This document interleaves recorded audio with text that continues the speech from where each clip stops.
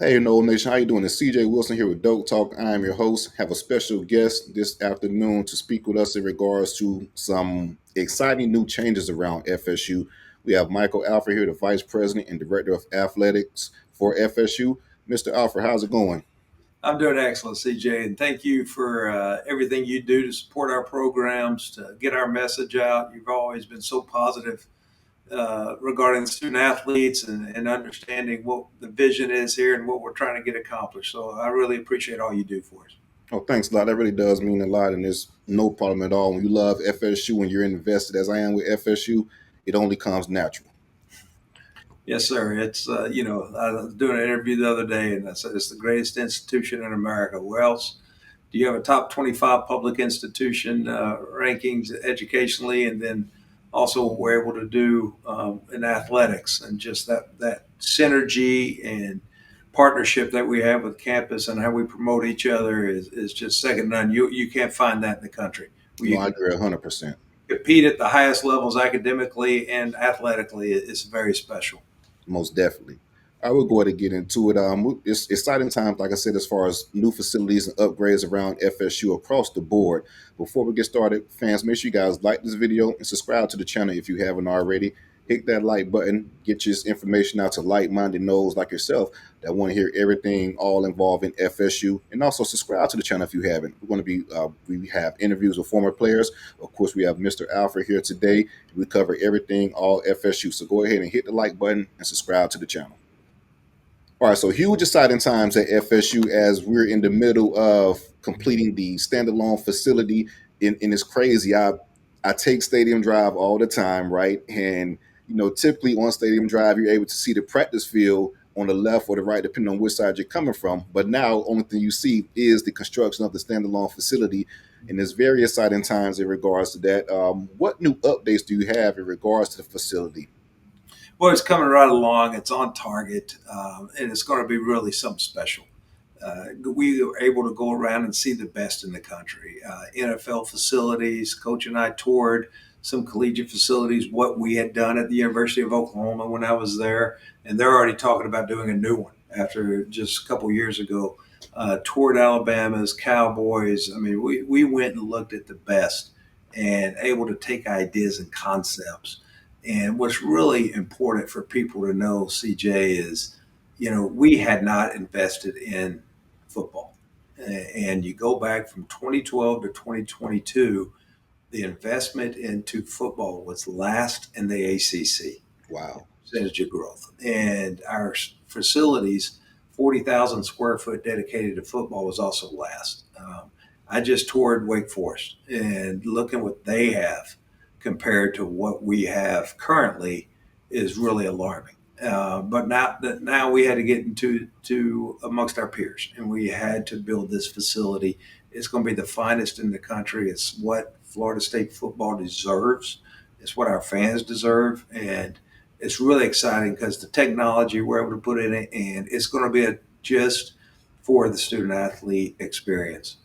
You're not going to have a putt putt. You're not going to have a slide. You're not going to have any of that stuff. Lazy river going around it. I mean, it is totally about the investing in their game and getting better at their skill set. And it is something that when we open, it's going to be truly special. Mr. Alfred, like you stated, you've been pretty much around the country, college and NFL, in regards to having a hand in the new facilities that these institutions or organizations built.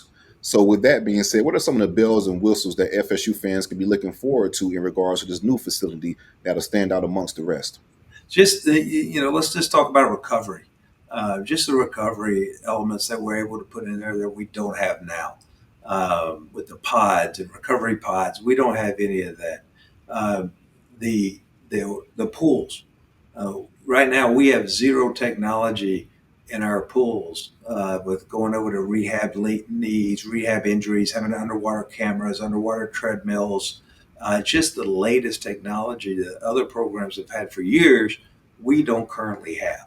So just to have that capability to provide that to our student athletes when they're injured, to get them back on the field a little faster to be able to have our doctors be able to examine them and make sure we're doing the right things by them to heal is really going to give us a leg up on our competition because we have the latest and greatest.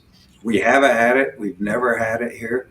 People have had it for years before we have, but now we're catching up with our peers, who we consider our peers across the country, in that facility and the technology to be able to provide that to our student athletes. You brought up a good point as well in regards to the arms race, so to speak. Oklahoma has a new facilities. Is going to be building a new one within the next couple of years. In today's age of recruiting, we know how huge facilities is as far as impression on their kids and things like that. They want all the latest things in regards to locker rooms, whatever it may be. What is FSU's plan to kind of stay ahead of the curve? Because, like you said, once we open up, it'll probably be the best in the country. But then when Oklahoma opens up within the next couple of years and have whatever updates, they may be in the lead of that race. It's pretty much a never-ending race. But what's the plan to kind of stay in pack or stay out in front of the arms race and stay competitive with the rest of the country? Yeah, when you look at examine, you got to be constantly examining what's out there. And I'm a firm believer when this House case settles. We've talked about this for 3 years. We forecasted when the House case was coming, when it was going to pass, what the financial impact of it was going to be, and really started preparing ourselves to come out and be extremely prepared to compete in that new age. I'm a firm believer when the House case comes, we're all going to be on the cap space, let's say. We're all going to be equal. And then it's going to come back to what it always has come back to facilities, coaching, culture, and education you're able to provide. And that's something that now coming out of that, we're going to be prepared to capitalize because we looked into the future. We prepared ourselves for when that time came that we would be hitting the ground running. And that's what really exciting about opening this up, opening the stadium, and just continuously looking to what's new and greatest out there and making sure that we're providing that to our student athletes and have a game plan to do it. And that's something we're going to have moving forward that we haven't had in the past, but we're definitely going to have a game plan moving forward. We got our budgets set and with waterfalls and keggers all the way out to 2046. So we're constantly looking ahead of time and making sure that we're doing the right things as we adjust every year, but putting a game plan together for that. Mr. Alford, you made another good point as far as looking ahead of time, and you pretty much been in the forefront in regards to this house action situation. Could you explain it for the casual fan in regards to what that would mean for FSU and what the difference would be in regards to that as far as this new NIL world? Yeah, it's going to be a cap space. Call it, we think, pretty much sure it's going to be 20.5 million. And I'm all for it. It's taking the media value of the contracts and basically revenue share with our student athletes. And I totally believe this has been a long time coming. They deserve it. But it also puts everybody on a level playing field. So now it gets to how do you manage your roster? Right. How do you manage everybody's 105 spots on our roster limit for football? So everybody's on a level playing field. So it comes back to talent evaluation and management. But then it also comes back to what are the things you provide to student athletes on top of that. And you look at the education we're able to provide with the top 25 education in America and public school education in America. And then we're offering, rehab, academics, facilities, the greatest coach with coaching culture that is out there. So we have the intangibles moving forward. Once, because I'm a firm believer, this just come business. Everybody's talking about it now. Give it a year, and it'll just become standard business practices. And now, what are we doing in the future to make sure we stay ahead of it? So that's something that we've prepared ourselves for, and we're really excited about the opportunities we're going to have success moving forward. Yes, sir. Do we have a target date for the new facility to be open? Yeah, we're looking at August. Now we're still deciding when the team moves in. They may wait to the bye week, but right now the facility's set to be finished in August, and really excited about that. The stadium's actually 1st of August. Really excited when that opens up, and we haven't talked about that, CJ, but I was going to it next. I can't describe it to people. I had a hard hat tour the other day, and just getting ahead of it. But the concourses, concessions, what we're able to do with seating, sight lines, It's just a 75-year-old stadium that needed some updates, and being able to do that. And people aren't even talking about they're talking about the west side, even what we're doing on the south side, fixing the Champions Club with lead seating and all the different options that we have. There's been such a positive response from our fan base when you go in there and see and understand why we're making these changes. When we talked about the financial situation, we have it. Look at the top 20 attended institutions in America when it comes to fans. We were 20 across the line in our study and way behind our peers. And we're not asking to be the top. We're not asking even to be in the middle. We're just getting up a little bit so that we can have some of those resources to provide our student athletes, to be able to attract the very best academic and athletic student athletes, which gives us a better product in the classroom and on the field.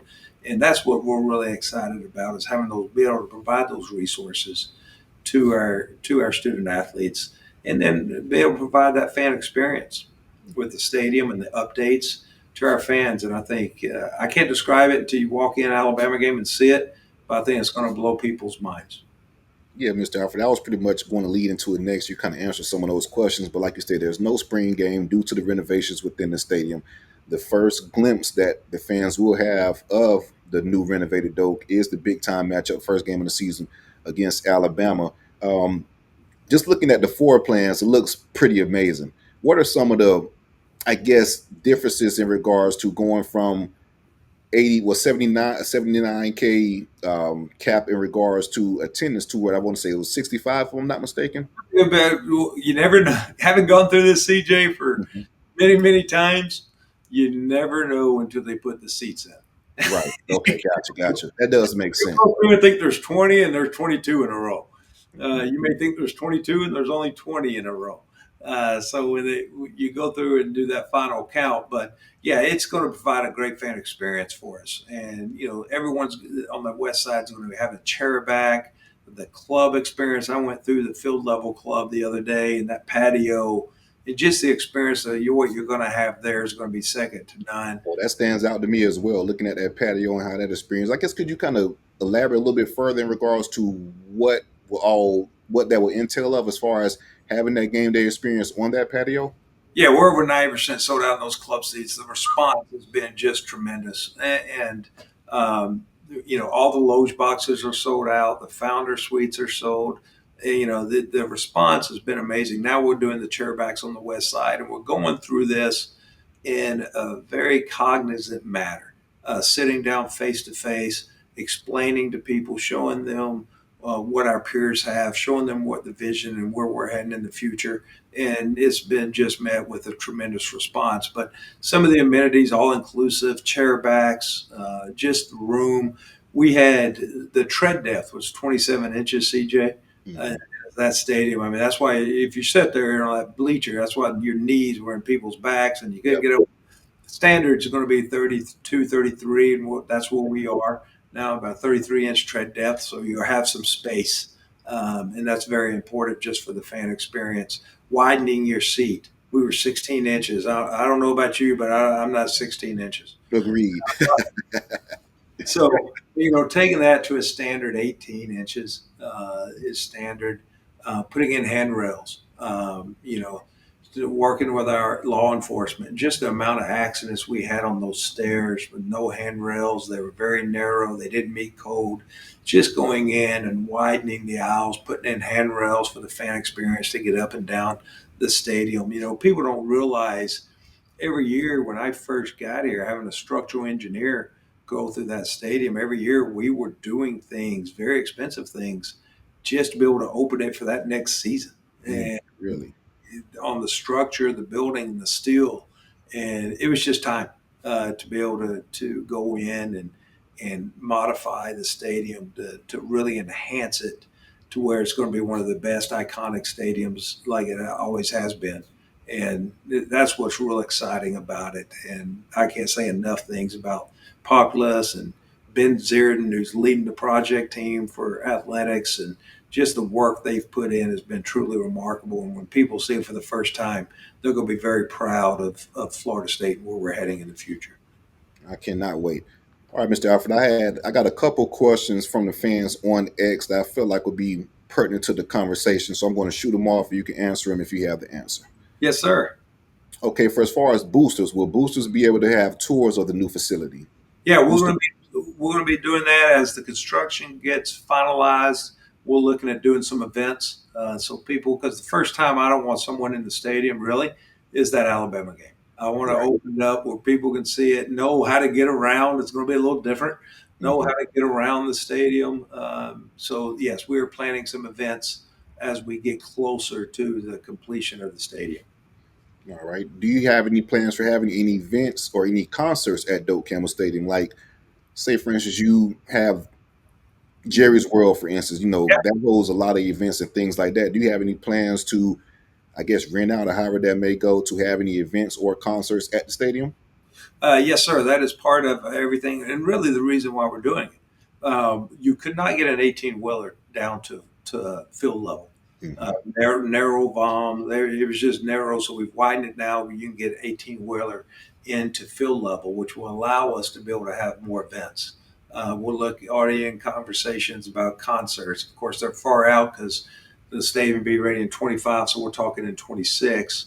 Talking to motocross about doing motocross events in the stadium. So we are going to capitalize on that stadium more than 7 times a year for sure, and looking to do things that will bring entertainment to Tallahassee, which we feel is part of our job of being great community partners, is bringing more events for beds and restaurants and having events that draw people from all of Florida and South Georgia into Doak Campbell.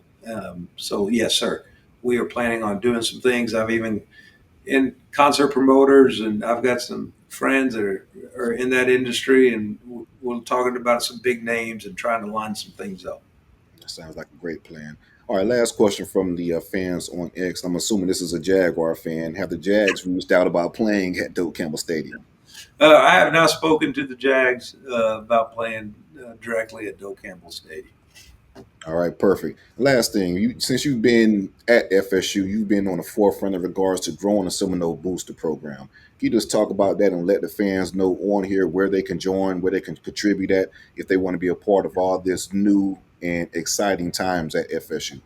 Yeah, it's so important. When we first got here, we were down to below 9,000 donors, and that's not the Florida State way. And I'm so proud of Daryl Beach and what the staff has been able to accomplish, because that became a mission, that annual fund. And we're trying to get up now to 20,000. We were 18 last year, get up to 20,000. But the growth we've had in 4 years, we really want to thank everyone for believing in our vision of where we're heading and partnering with us. So it's so important that we have those annual resources to be able to provide the lifeblood into our operations, to provide the very best for these student athletes. And you can go on the website and join in any amount. We're not asking, we're asking for just be partner with us and believe where we're heading, because it does provide that winning edge resources difference for our student athletes that we're able to provide.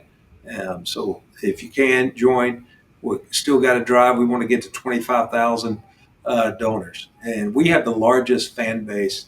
CJ, let me rephrase that. We have the largest alumni base in the ACC. More Mhm. than 50,000 graduates in North Carolina, who's second, but yet we're about sixth or seventh in donor base. Mhm. And that's something that we just need to grow. And it's on us. We need to get out and share with you and others what our mission is, what our vision is, where that dollar, what the provide, how it provides for our student athletes. And that's on us, but we've been doing a good job of that. We've been able to grow our base, and we're going to continue getting out and sharing our mission and vision, and asking you to partner with us to help us provide the very best for Florida State. Perfectly said. If you guys aren't a Seminole booster as of yet, what are you doing? Go ahead and join right now, and let's get it going. All right, Mr. Alfred, it's been a great pleasure. Appreciate you joining us. Again, we have Michael Alfred here, Vice President and Director of Athletics for FSU. Make sure you guys like this video and subscribe to the channel. And go Noles. Go Knowles, CJ. Appreciate all you do. Thank you, sir.